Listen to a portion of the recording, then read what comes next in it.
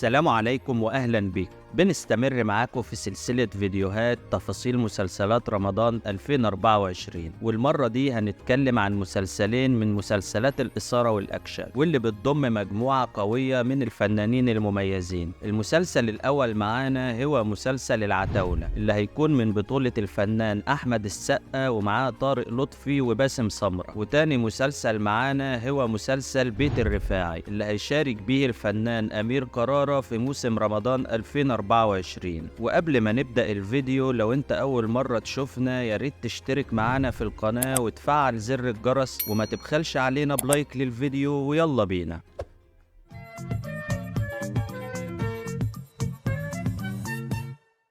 أهلا بيكم مرة تانية. مسلسل العتاولة هيكون من المسلسلات القوية جدا والمنتظرة بشكل كبير، لأنه بيضم مجموعة قوية من الفنانين. والمسلسل هيكون من بطولة النجم أحمد السقا وطارق لطفي وباسم سمرة، وهيشارك معاهم في البطولة مجموعة كبيرة من النجوم، وهم الفنانين مي كساب وزينة وهدى الأتربي وصلاح عبد الله وحنان يوسف وسامي مغاوري وميمي جمال ومريم الجندي. والمسلسل هيكون من تأليف هشام هلال ومن إخراج المخرج أحمد خالد موسى. أما بالنسبة لقصة المسلسل، فالمسلسل هتدور أحداثه في منطقة شعبية بالقاهرة، وهيحكي عن 2 إخوات خارجين عن القانون، وبيكون بينهم صراعات ومشاكل كتير جدا، والاتنين بيكرهوا بعض وبيكون بينهم عداوة كبيرة. وبيكون موجود معاهم في نفس المنطقة الفنان باسم سمرة، اللي بيقدم دور شخص مشابه ليهم، وبيحاول دايما يوقع ما بينهم ويزود الخلافات ما بينهم علشان يقدر يسيطر على المنطقة لوحده ويكون هو الكبير اللي في المنطقة. وكمان بيكون في خلافات في المنطقة بين الفنانة مي كساب وزينة، لأن الفنانة مي كساب بتقدم دور طليقة أحمد السقا في المسلسل، وبتكون لسه بتحبه وبتحاول تتخلص من أي واحدة تانية تقرب منه، وده اللي بيخلي بينها وبين الفنانة زينة خلافات وصراعات كتير في المسلسل، وبتحاول دايما تتخلص منه. والمسلسل هيكون مرشح بقوة إنه يكون أقوى مسلسل تشويقي في رمضان السنة دي، وهيكون من فئة المسلسلات المكونة من 30 حلقة، وهيتذاع على شاشة قناة MBC مصر.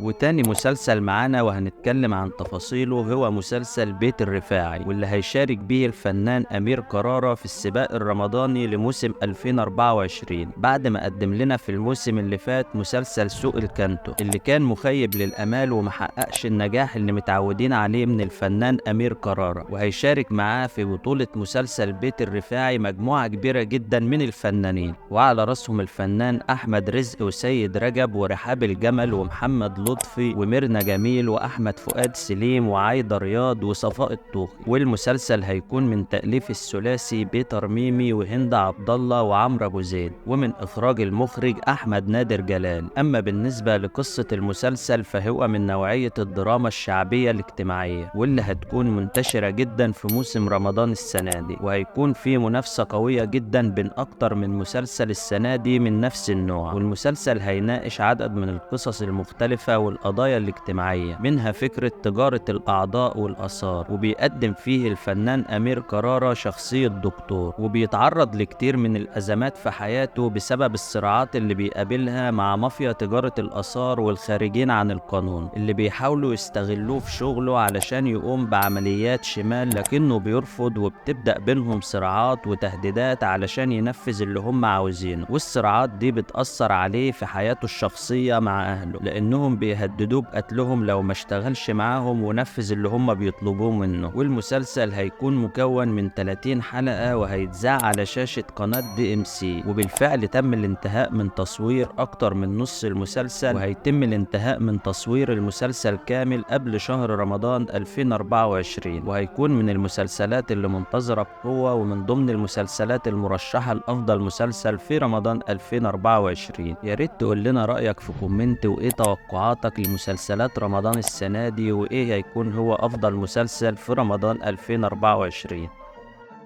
وكده يكون وصلنا لنهاية فيديو النهاردة. يا رب ما نكونش طولنا عليكم، واشوفكم على خير في فيديو جديد. سلام.